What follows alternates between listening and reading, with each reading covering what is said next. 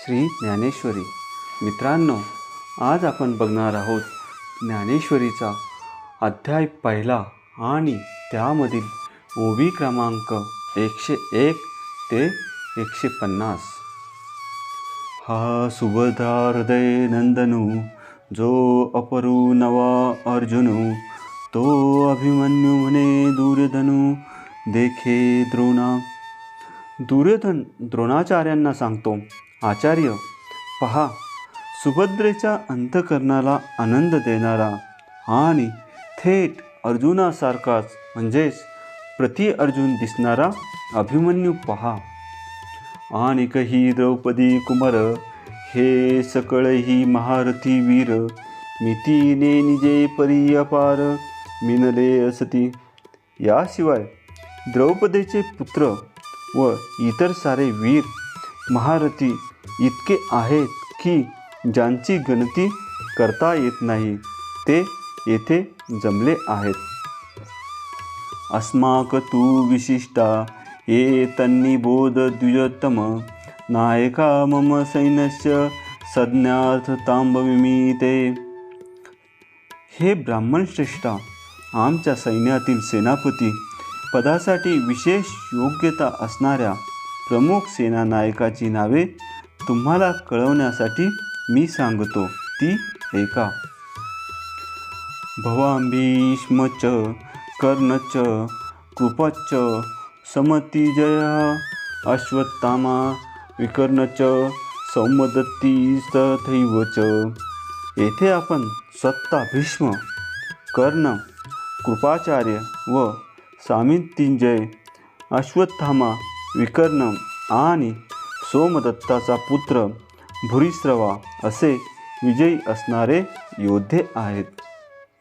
आता आमुचा दळी नायक, जे रूढवीर सैनिक, ते प्रसंगे ऐक. आता आमच्या सैन्यातील प्रमुख जे सुप्रसिद्ध शूर महायोद्धे आहेत, ते प्रसंग आला म्हणून सांगतो, ऐका. उद्देशे एक दोनी, जाई जती बोलोनी, तुम्ही आदी करोनी मुख्य जे जे. तुमच्यासारखे जे प्रथम श्रेणीचे मुख्य वीर आहेत, त्या सर्व योद्ध्यांची कल्पना येण्याकरता केवळ संक्षेपाने उल्लेख करतो. हा भीष्म गंगानंदनू, जो प्रताप तेजस्वी भानू, रिपू गज पंचाननू, कर्णवीरू. हे गंगापुत्र भस्म पितामह, त्यांच्या पराक्रमाचे तेज सूर्यासारखे आहे आणि शत्ररूपी हत्तींना सिंहासारखा वाटणारा हा वीर कर्ण. या एकेकाचिनी मनोव्यापारे, हे विश्व होय संहरे, हा कृपाचार्य न पुरे एकलाची. यापैकी एकेकाच्या संकल्प मात्राने तो या विश्वाचा विध्वंस करू शकेल. फार कशाला, एक कृपाचार्य या कामास पुरेसे आहेत. एथ विकर्णवीरू आहे, हा अश्वत्थामा पैल आहे, याचा अडधरू सदा वाहे कृपांतु मनी. हा वीर विकर्ण आहे, पलीकडे अश्वत्थामा पहा, ज्याचा प्रत्यक्ष सर्व विनाशक काळही मनात धाक वागवितो.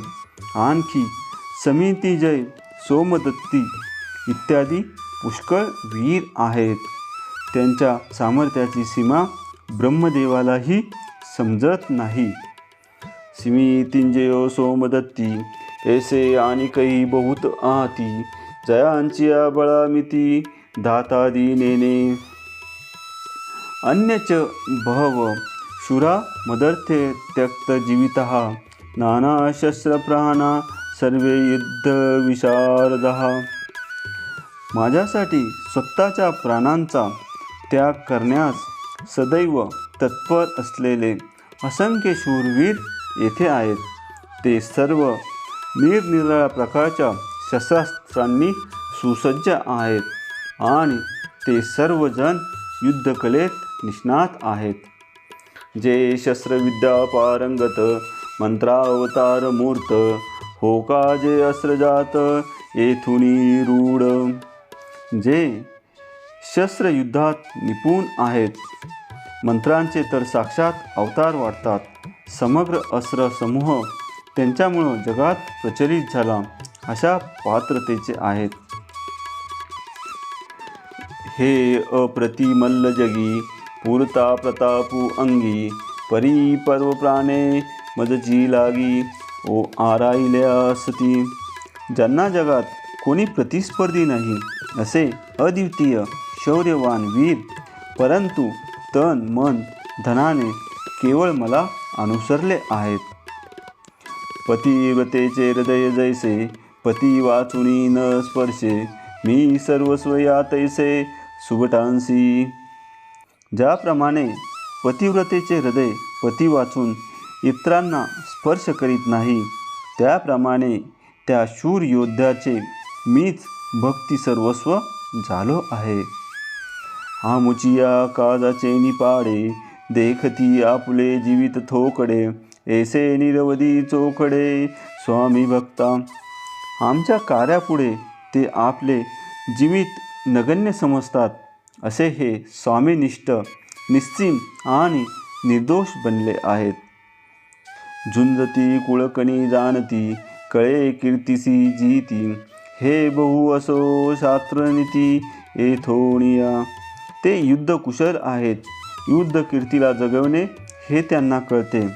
फार काय सांगावे, क्षत्रियांचा धर्म त्यांच्यापासून सुरू होतो. ऐसे सर्वा परिपूरते वीरदळी आमुते आता काय गणू यांते अपार हे. असे सर्व दृष्टीने परिपूर्ण असलेले वीर आमच्या सैन्यात आहेत. त्यांची मोजदाद कशी करावी. अपर्याप्तं तदस्माकं बलं भीष्माभिरक्षितं पर्याप्तत्विदमे देशा बलं भीमाभिरक्षितं. पितामह भीष्म यांच्याद्वारे आमचे सैन्य सर्व बाजूंनी पूर्णपणे सुरक्षित केले असून आमची शक्ती ही अपरिमित आहे, परंतु त्या मानाने भीमाने काळजीपूर्वक रक्षण केले आहे. अशी पांडवांची सेना अमर्यादित आहे. वरी क्षत्रिया माझी श्रेष्ठू जो जगजेठी जगी सुबटू तया दळवैपणाचा पाटू भीष्माशी पै. तशात सर्व इंद्रिय निग्रही लोकांमध्ये श्रेष्ठ असून मोठा योद्धा आहे. त्या सर्वात ज्येष्ठ असणाऱ्या भीष्माकडे सेनापती पदाचा अधिकार दिला आहे. आता याचनी बळे गवसले हे दुर्ग जैसे पन्नासिले येणे पाळे ते कुले लोकत्रय. आता भीष्माच्या सामर्थ्याचा आश्रय असलेले हे सैन्य म्हणजे कडेकोट बंदोबस्त केलेले किल्लेच जणू बांधले आहेत. त्यांच्यापुढे त्रिभुवनही अल्प आहे. आधीच समुद्र पाही तेथ दुआड पण कवना नाही मग वडवानळू तैसे याही विरजा जैसा. समुद्र हा तसा सर्वांना दुस्तर आहे, तशात त्याला वडवानल म्हणजेच समुद्र आग्नी सहाय्य झाला तर. ना तरी प्रलयवाणी महावातू या दोघा जैसा सांगा तू तैसा हा गंगा सुतू सेनापती. किंवा प्रलयकाळचा अग्नी आणि वारा यांचा संयोग व्हावा त्याप्रमाणे गंगापुत्र भीष्म आणि त्यांना मिळालेले सेनापती पदाची जोड आहे. आता येणेसी कवणे भिडे हे पांडव सैन्य कीर थोडे ओई चले निपाडे दिसत असे. आता या सैन्याबरोबर कोण झुंज देईल. वर सांगितलेल्या आमच्या सैन्याच्या तुलनेने पांडव सैन्य अगदी अल्प आहे. तरी भीमसेन बेथू तो झाला असे सेनानाथू ऐसे बोलोनी हे मातू सांडिली तेने. त्यात तो दांडका भीमसेन त्यांचा सेनापती झाला आहे असे सांगून दुर्योधनाने ती गोष्ट सोडून दिली. अयनेषु च सर्वेषु यथा भागमवस्थिता भीष्ममेवाभिरक्षन्तु भवन्तः सर्व एव हि. आता आपण सर्वांनी सैन्य व्यूहरचनेतील नेमक्या स्थानावर उभे राहून सेनापती भीष्मांना सहकार्य करून त्यांचे संरक्षण केले पाहिजे. मग पुनरपी काय बोले सकळ सैनिकांते म्हणितले, आता दळभार आपुलाले सरसे करा. मग तो पुन्हा सर्व सैनिकांना उद्देशून बोलू लागला. दुर्योधन म्हणाला, आता तुम्ही आपापले सैन्य समूह सज्ज करा.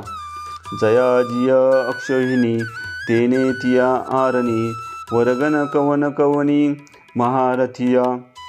ज्यांच्या ज्या अक्षहिणी झाल्या असतील त्यांनी त्या अक्षहिणी त्यांच्या रक्षणाकरिता युद्धभूमीवर ज्या कोणा महारथ्याची जशी विभागणी केली असेल तेने तिया आवरिजे भीष्मातळी राहिजे द्रोणादे मनी पाहिजे तुम्ही सकळ. त्याप्रमाणे त्याने सैन्याला सांभाळावे आणि भीष्माच्या आज्ञेखाली राहावे. त्यानंतर दुर्योधन द्रोणाचार्यांकडे वळून म्हणाला, एका तुम्ही सर्वांवर देखरेख करावी. हाची एकू रथावा मी तैसा हा देखावा येणे दळभारू आगावा साचा मुचा. तुम्ही सर्वांनी या एकट्या भीष्माचे रक्षण करावे. त्यांना माझ्याप्रमाणे मान द्यावा, कारण आमचा हा सर्व सैन्य विस्तार त्यांच्यामुळे बळकट आहे. तस्य संजनय रस्य कुरु वृद्ध पितामह सिंहनादम विनद्यचम शंकम दशो प्रतापवान. नंतर कुरुवंशातील वयोवृद्ध महापराक्रमी भीष्मांनी मोठ्याने सिंहनाद करून शंख वाजवला. त्यामुळे दुर्योधन आनंदित झाला. या राजाची बोला सेनापती संतोषला मग तेने केला सिंहनादू. हे राजा, दुर्योधनाचे शब्द ऐकताच कौरव सेनापती भीष्मांना आनंद झाला. त्यांनी सिंहगर्जना केली. तो गाजत असे अद्भुतू दोन्ही सैन्य आणतू प्रतिध्वनी न समातू उपजत असे. त्यांनी केलेली गर्जना आकाशात न सामावल्यामुळे तिचा प्रतिध्वनी पुन्हा पुन्हा निनादू लागला. तयाची तुलगा सवे वीरवृत्तीचे निथावे दिव्य शंख भीष्मदेवे आस्फुरिला. त्या प्रतिध्वनीबरोबर वीरवृत्तीचे स्मरण येऊन भीष्मदेवाने आपला दिव्य शंख वाजविला. ते दोन्ही नाद मिनले तेथ त्रैलोक्य बधीरभूत झाले जैसे आकाश का पाडिले तुटोनिया.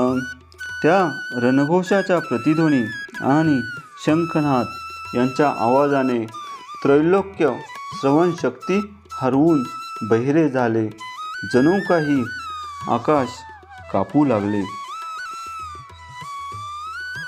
गडबडीत अंबर उचंबळत सागर क्षोभले चराचर कापत असे.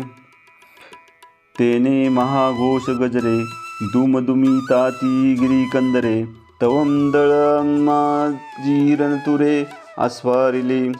त्या महानिनादामुळे पर्वताच्या गुहा दुमदुमल्या. इतक्या त्या सैन्यात रणवाद्य सुरू झाली.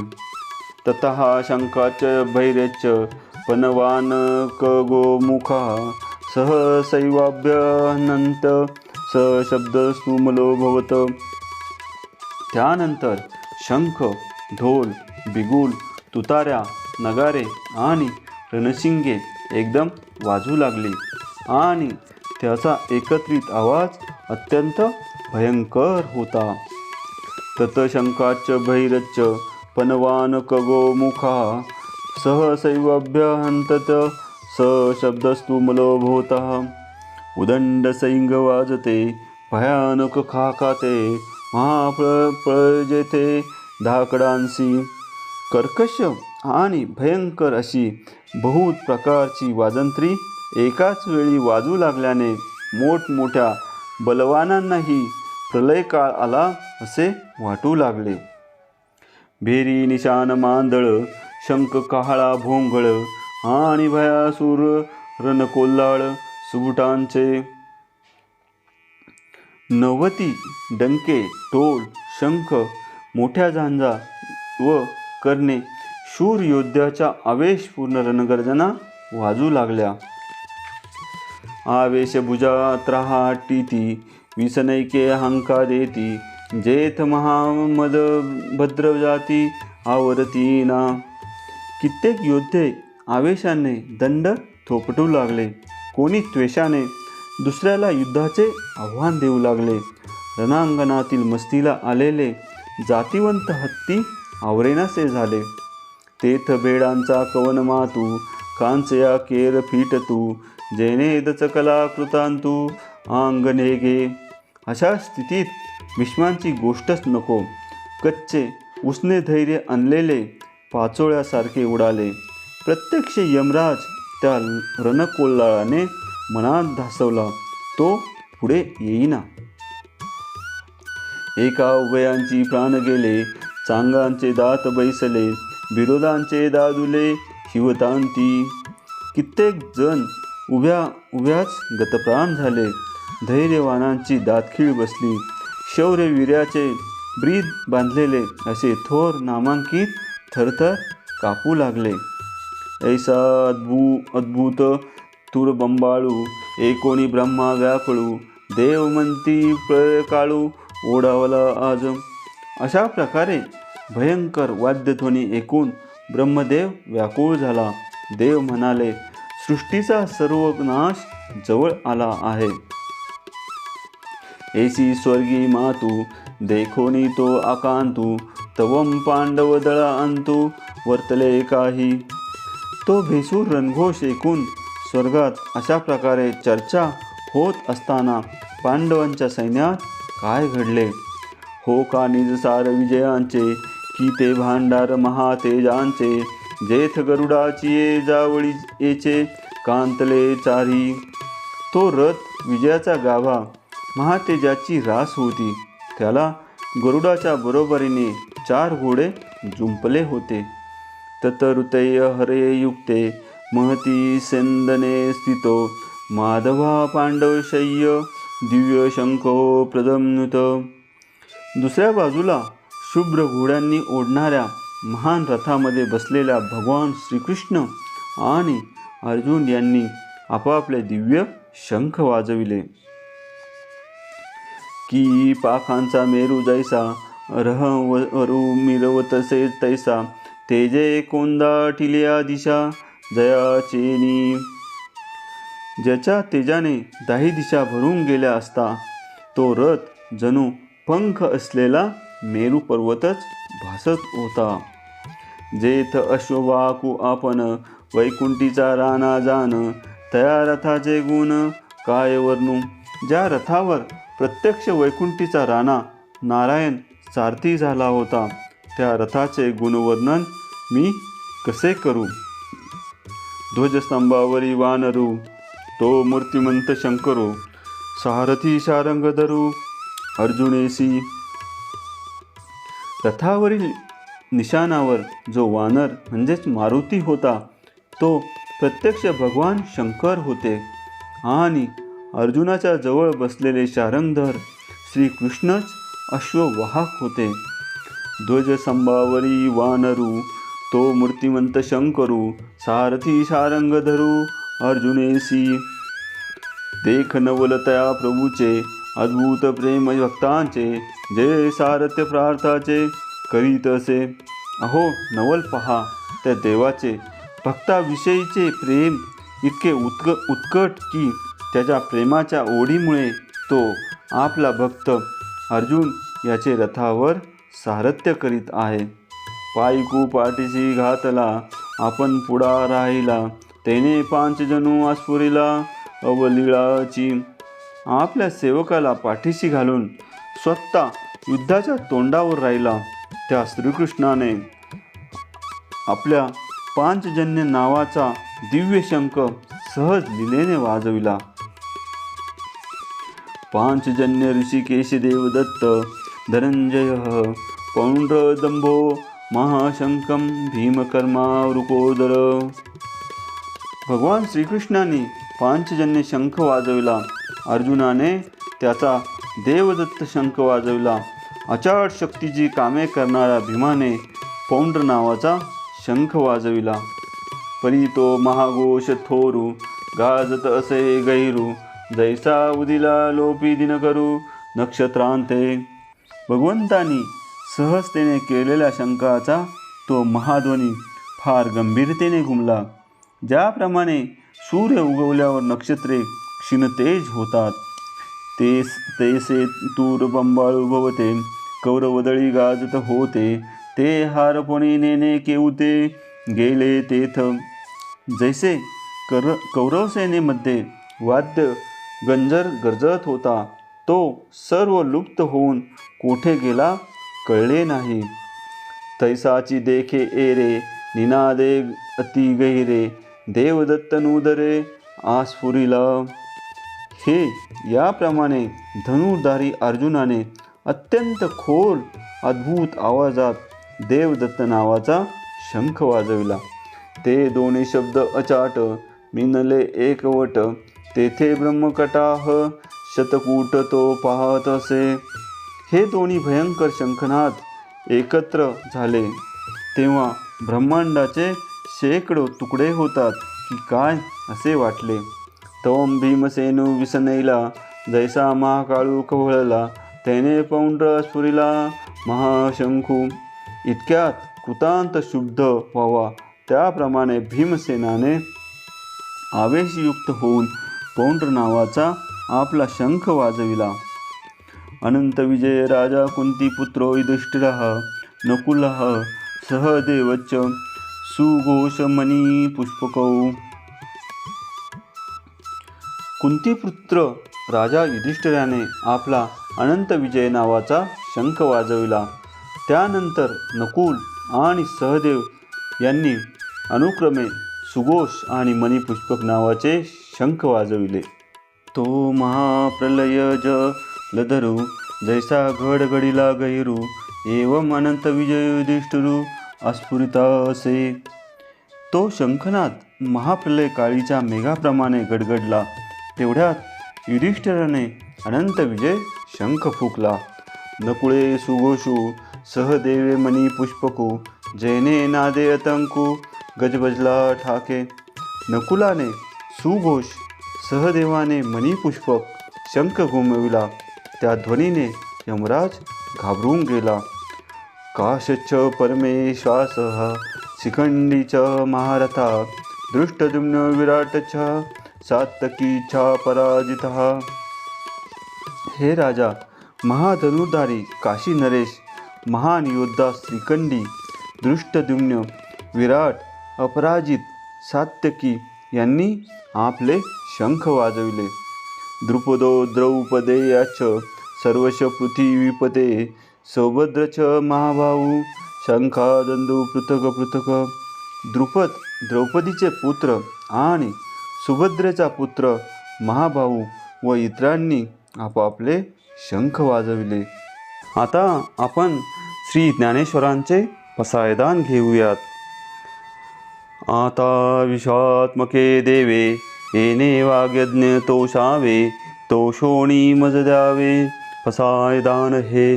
जे खळांची व्यंकटी सांडो, तया सत्कर्मी रती वाढो, भूता परस्परे पडो मैत्र जीवांचे, दुरितांचे तिमिर जावो, विश्व स्वधर्म सूर्य पाहो, जो जे वांछील तो ते लाहो प्राणिजात. वर्षत सकळ मंगळी, ईश्वर निष्ठांची मांदी आली, अनवरत भूमंडळी भेटतू भूता. चला कल्पतरूंचे आरव, चेतना चिंतामणीचे गाव, बोलते जे अर्णव पियुषाचे, चंद्रमे जे लांछन, मार्तंड जे तापहीन, हे सर्वाई सदा सज्जन सोय रे हो तू. किंबहुना सर्व सुखी, पूर्ण होनी तिही लोकी, भजिजो आदि पुरुखी अखंडित, आणि ग्रंथोपजीवे विशेषी लोकी ये, दृष्टादृष्ट विजय हो आवेजी. हेत म्हणे श्री विश्वेश्वरावो, हा होईल दान पसावो, येणे वरे ज्ञान देव सुखिया झाला, येणे वरे ज्ञान देव सुखिया झाला. हे देव रे ज्ञानदेव सुखिया झाला.